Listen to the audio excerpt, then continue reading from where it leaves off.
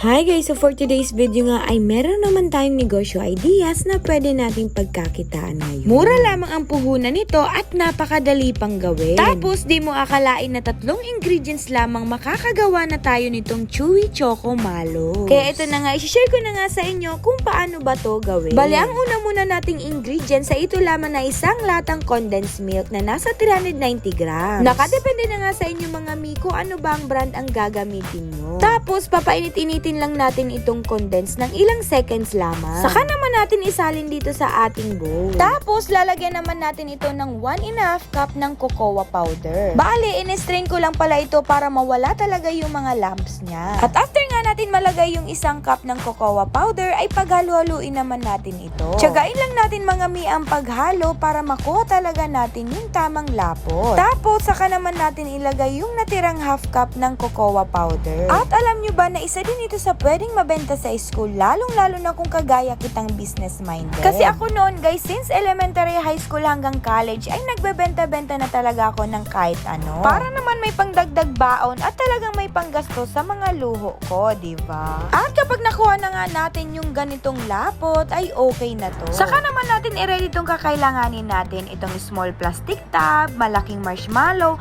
at itong optional lang din na cupcakes liner at Milo. Kasi itong Milo pala natin guys ay ipang-coat natin ito pagkatapos. Pero syempre optional lang din to, pwede naman yung cocoa powder na lang. Kaya ito na nga, kumuha na tayo nitong 1 tablespoon lamang at saka natin ibibilog at ipa-flat. Kasi dito naman natin ipapalaman yung nabiling malalaking marshmallow natin. Tapos ayus-ayusin lang natin ito hanggang sa mabalot at hindi makita nga yung marshmallow. Bibilog-bilugan lang natin para maganda yung pagka-form niya. Then saka naman natin dito i-coat sa Milo. Pero syempre kung wala naman kayo yung Milo ay okay na din ang cocoa powder. At ulitin lang natin yung proseso hanggang sa maubos nga yung pinaghalong cocoa powder at condense. Ang costing pala nito ay i-upload ko na lang sa ating page para pwede nyong i-grab ang mga pictures at pwede na kayong makapagbenta sa online. And syempre, ang bentahan pala nito ay nakadepende sa magkano ang presyo ng bilihin sa inyo. Kasi mga mi, iba-iba naman talaga ang presyo sa atin. Tapos, nasa sa inyo na nga din kung magkano ang ipapatong yung tubo o dilensya sa bawat choco mallows natin. Dito nga natin ilagay sa small tub para presentable talaga ang